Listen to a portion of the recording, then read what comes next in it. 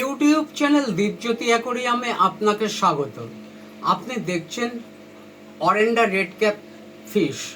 এই অরেন্ডা red cap ফিশের মাথাটা লাল, লালের মধ্যে একটা জেলের মতো অংশ রয়েছে।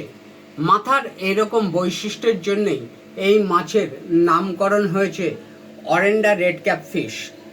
আবার মাথায় জেলেইটা থাকে না কোনো কোনো মাছের, সেগুলোকে শুধু রেড ক্যাপ ফিশ বলে।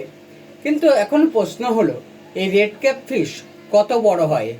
সর্বনিম্ন 5 থেকে 5.5 ইঞ্চি আর সর্বোচ্চ 9 থেকে 9.5 ইঞ্চি লম্বা হতে পারে। Red cap fish male female অর্থাৎ ছেলে মেয়ে কিভাবে চিনবেন?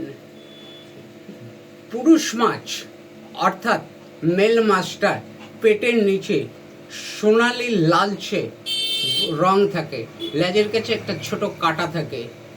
আর ফিমেল মাছের এই বৈশিষ্ট্য থাকে না।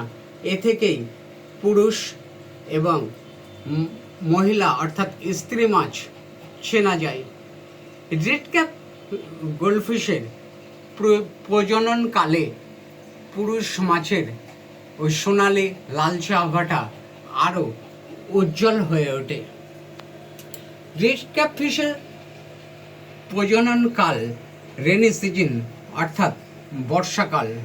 রেড ক্যাপ ফিশ ডিম পাড়ে। এই ডিমটা সাদা বা হলুদ বর্ণের হয়। ডিম ছড়িয়ে ছিটিয়ে অ্যাকোরিয়ামের মেঝেতে বা চৌবাচ্চার মেঝেতে ডিম পাড়ে। এই ডিম 2 থেকে 9 দিনের মধ্যে ডিম ফুটে বাচ্চা বের হয়। 18 ডিগ্রি সেলসিয়াস থেকে 27-28 ডিগ্রি সেলসিয়াসের মধ্যে তাপমাত্রা থাকলে এরা ডিম পাড়ে। কিন্তু তাপমাত্রার তারতম্যের জন্যেই কিন্তু ডিম ফোটার সময়টা একটু এদিক এদিক হয়ে যেতে পারে। তবে সব থেকে 26 ডিগ্রি সেলসিয়াস তাপমাত্রায় প্রায় সব ডিমই ফুটে যায়। প্রায় বললাম কেন? কারণ সব ডিম ফোটে না, কিছু ডিম নষ্টও তো হয়। এই ডিম পাড়ার সময় অর্থাৎ তখন জলের গভীরতাটা কিন্তু থাকবে 8 থেকে 10 ইঞ্চি। রেড ক্যাপ ফিশ কত বছর বাঁচতে পারে? রেড ক্যাপ ফিশ প্রায় 13 থেকে 19 বছর পর্যন্ত বেঁচে থাকতে পারে।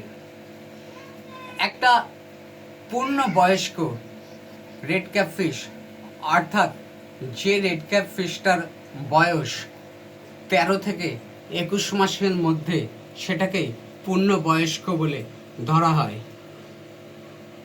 বিশেষজ্ঞরা বলে থাকেন যে উপযুক্ত পরিবেশ পেলে তবেই ডিম ফুটবে, নতুবা ডিম ফুটবে না। উপযুক্ত পরিবেশটা কি? উপযুক্ত পরিবেশ হলো জলের পোটেনশিয়াল হাইড্রোজেনের মাত্রা 5.8 থেকে 6.2 এর মধ্যে থাকতে হবে। ডিএইচ অর্থাৎ জলের ক্ষরতা 2 ডিএইচ হতে হবে। আর টেম্পারেচার তো আগেই বলে দিলাম।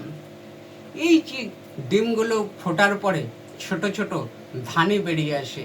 তবে মনে রাখতে হবে যে ডিম পাড়বার পর কোনো কোনো মাছ কিন্তু ডিম খাদ্য হিসেবে গ্রহণ করে ফেলে। তাই মাছ মেল ফিমেল অর্থাৎ স্ত্রী এবং পুরুষ মাছ দুটিকে সরিয়ে রাখাই ভালো। ছোট ছোট ধানে বের হওয়ার পরে ধানেগুলো যাতে দলা পেকে না যায়, অর্থাৎ এক জায়গায় দলা হয়ে যায়, এটা যাতে না যায় তার জন্য জলে তরঙ্গ সৃষ্টি করতে হয়। অর্থাৎ কৃত্রিমতা কৌশল শুরু হয়। রেড ক্যাপ ফিশ এইভাবে ধানেগুলো আস্তে আস্তে কিন্তু 3-4 দিন কিছু খায় না। তারপর লার্ভা, পতঙ্গের লার্ভা খেতে দেওয়া হয়। এই যে চৌবাচ্চায় এই বাচ্চাগুলো ফোটে সেটাকে বলে আতুর চৌবাচ্চা। 3-4 সপ্তাহ পরে ওই চৌবাচ্চার থেকে কিন্তু মাছগুলোকে আস্তে আস্তে আলাদা করে দেওয়া হয়। অর্থাৎ সব মাছ কিন্তু সমান বড় হয় না, কিছু ধানি মারাও পড়ে। এবার ধানি কত হতে পারে?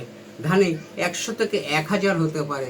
অর্থাৎ এই যে রেয়ারিং পদ্ধতি, এই রেয়ারিং বা পালন পদ্ধতিটা কিন্তু অ্যাকোরিয়ামে সম্ভব নয়।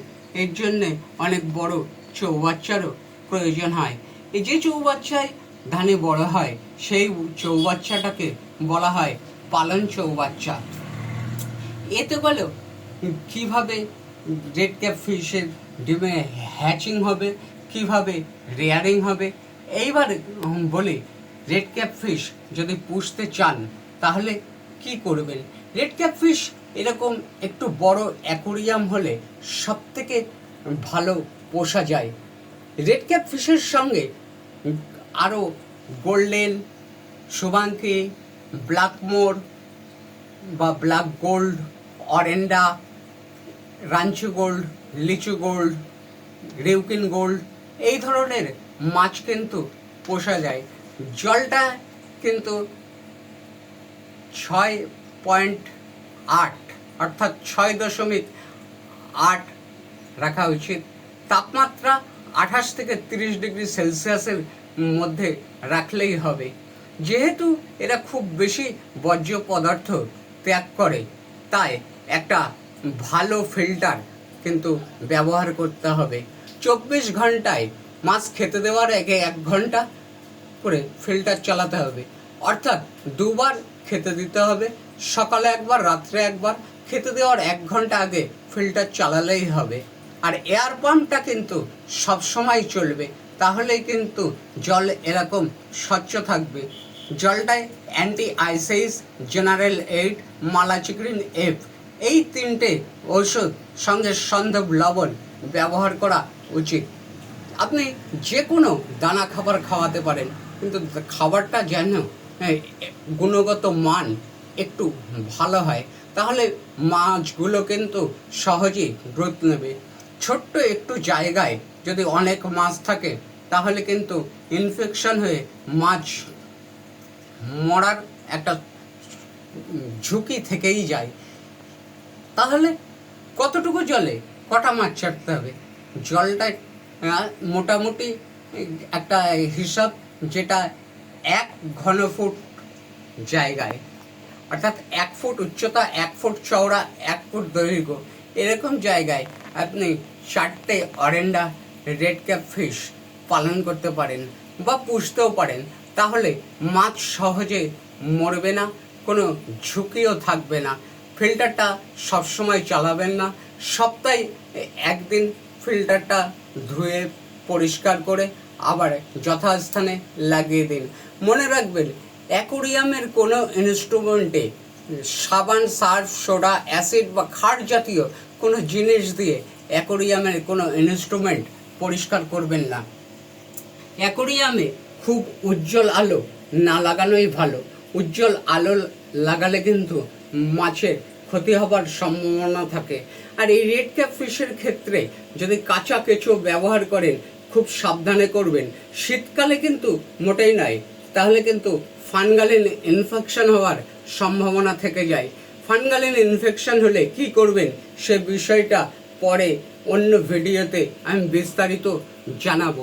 তবে টেম্পারেচার যদি পড়ে যায়, অর্থাৎ 18 ডিগ্রি সেলসিয়াসের নিচে নেমে যায়, যেটা শীতকালে যায়, তখন কিন্তু আপনি থার্মোস্টার বা অটোমেটিক হিটার ব্যবহার করতে পারেন। এইভাবে রেড ক্যাপ ফিশ ধীরে ধীরে বড় হবে, মাছও মরবে না, কোনো ঝুঁকিও পাবে না। ছোট্ট মাছের থেকে মাছ বড় করে আপনি আনন্দও পাবেন। আপনার অমূল্য সময় ব্যয় করবার জন্য আপনাকে ধন্যবাদ।